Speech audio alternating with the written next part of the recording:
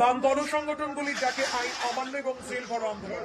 কেন্দ্রীয় trade union পেশা ক্ষেত মজুর সমূহের যৌথ আহ্বানে আজ আন্দোলনকারীরা হাওড়া ময়দান মেট্রোর সামনে জমায়েত করার পর সেখান থেকে মিছিল করে ডিএম বাংলোর অভিমুখে রওনা দেন। কিন্তু পুলিশের পক্ষ থেকে হাওড়া কর্পোরেশনের সামনে লোহার ব্যারিকেড করে সেই মিছিল আটকে দেয়।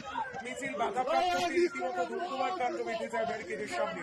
জীবন জীবিকার অধিকার, গণতন্ত্র, সমতা ও ন্যায় বিচার, জনগণ ও জাতীয় স্বার্থ বিরোধী কেন্দ্রের কর্পোরেট সরকারের বিরুদ্ধে 20 দফা দাবিতে বামপন্থী শ্রমিক কিষাণ ক্ষেত্রমজুর বস্তি, ছাত্র যুব মহিলা সহ গণসংগঠন সমূহের কর্মীরা আইন অমান্য জেল ভরো আন্দোলনের সামিল হন। মূলত শ্রমকোড বাতিল, দ্রব্যমূল্য বৃদ্ধি রোধ, ক্ষেত মজুরের কাজ, বস্তি উচ্ছেদ বন্ধ করার, নারী নিরাপত্তা, শিক্ষা, বেকারদের কাজের দাবি সহ 20 দফা দাবিতে এই আন্দোলন।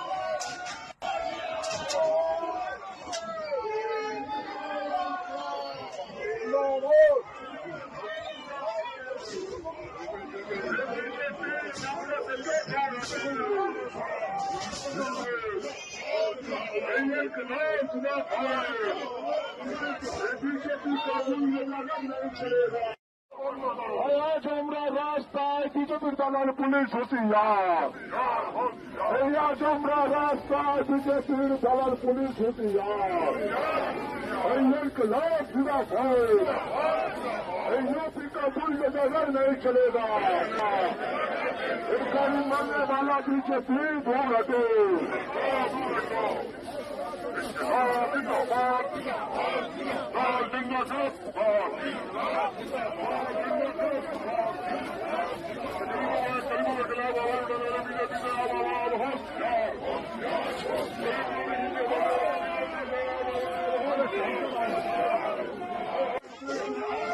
আমরা শান্তি ভাইলেশন বড়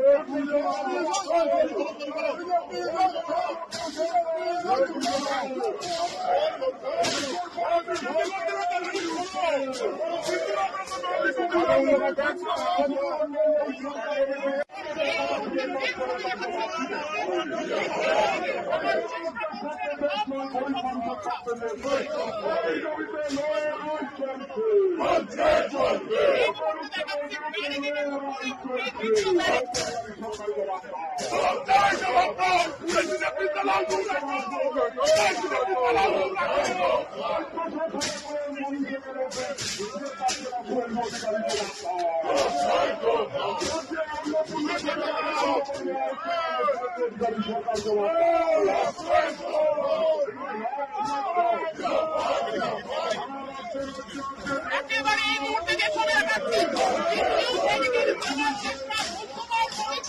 একেবারে যে ছবি দেখাচ্ছি এই মুহূর্তে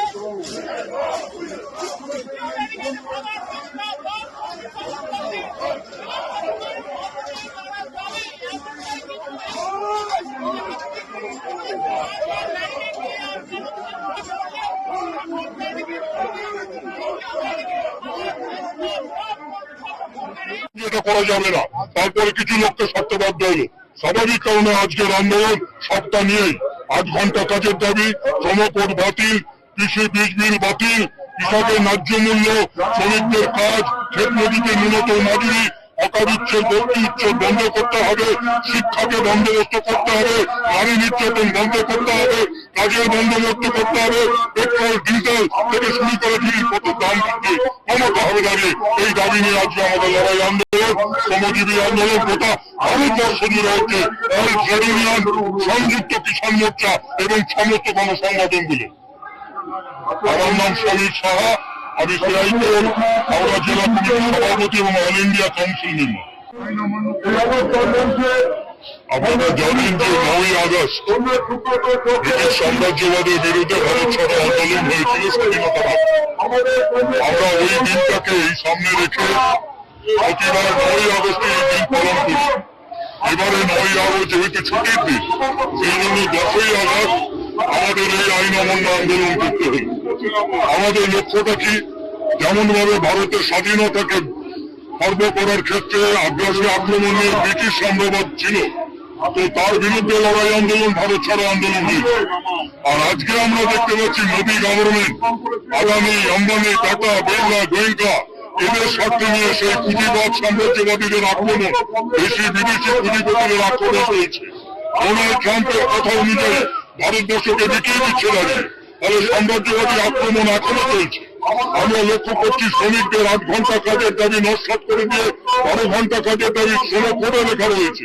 ন্যূনতম মজুরির বন্দোবস্ত নেই, ইউনিয়ন করার অধিকার নেই, কৃষির রাজ্য ফসল দিচ্ছে না, এখনো দিচ্ছে না মোদী গভর্নমেন্ট প্রতিশ্রুতি দেওয়া সত্ত্বেও।